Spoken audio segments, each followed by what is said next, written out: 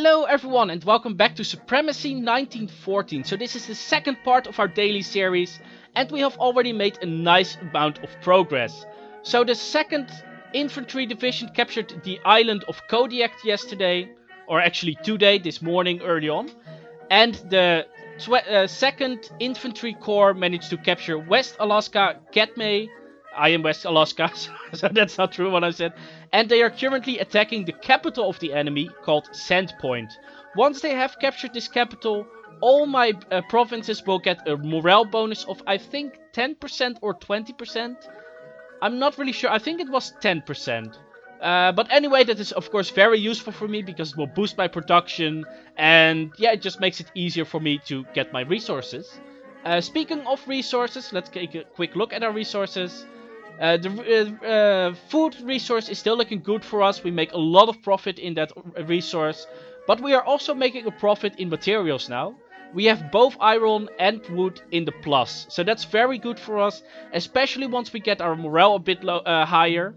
Because these provinces are still very low morale. This one will actually be another iron area. So once the morale goes a bit up, these numbers will only grow. And that is of course very useful for us. The energy resource is still not looking great for us. We are still making 104 minus per day, which is quite a lot.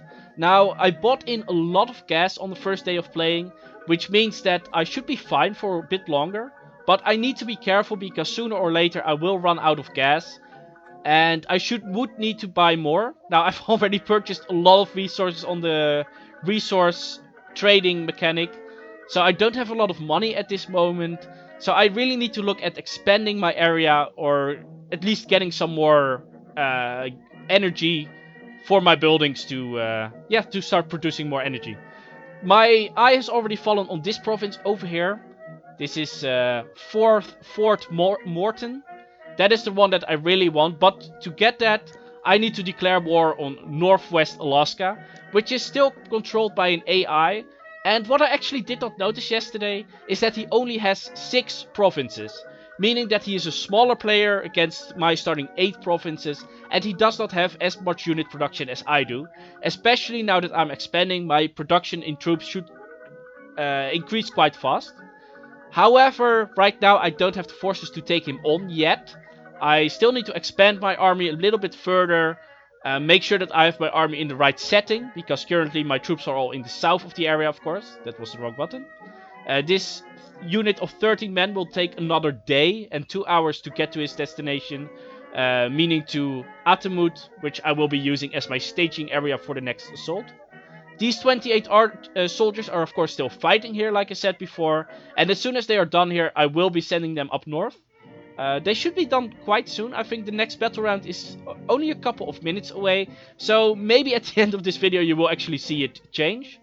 What else is happening in my little city or my little empire? Well, we have finished the fort over here in Nome, as well as in this Tununak, something like that. Have both finished their fort, and I've decided to also build a harbor over here, because the harbor just increases my production, and it doesn't actually cost any maintenance. So once you've built it, it's just there, and you don't have to spend any more resources on it, which is very, very useful.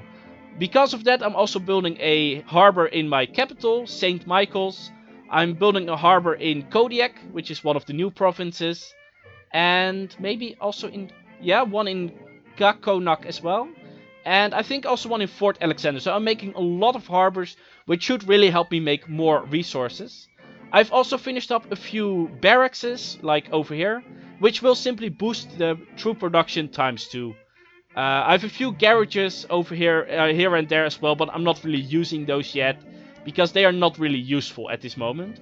I'm waiting until I can make factories, which will really allow me to produce artillery and tanks and things like that. And mostly artillery, because it's a long-ranged unit. It's very useful, especially against AI, because even if they have a fortress, they tend to just run out of it as soon as you start bombarding them, making sure that their fortress is basically useless. I think that's all I wanted to say for this video. It's as you can see on the screen, it's going quite well with my little settlements. And yeah, thank you for watching, and I hope to see you tomorrow in this third part, where we will keep expanding our empire, moving our units up north, and maybe already start a war over here. Maybe not yet. I need to make sure that I have enough units before I actually declare war upon them. So yeah, thank you for watching. If you like this series, please make sure to subscribe to my channel. And I hope to see you in the next video. Bye bye.